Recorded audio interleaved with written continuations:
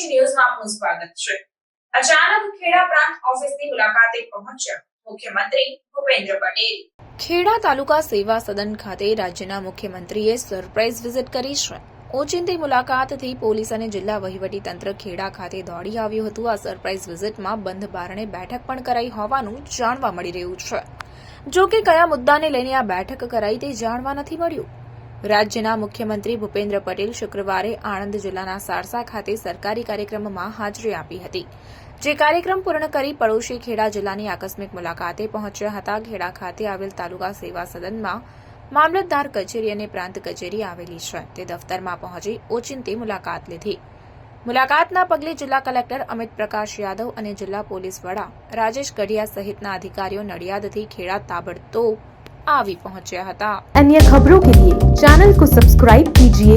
खबरों का नोटिफिकेशन पाने के लिए बेल आइकॉन को जरूर दबाएं।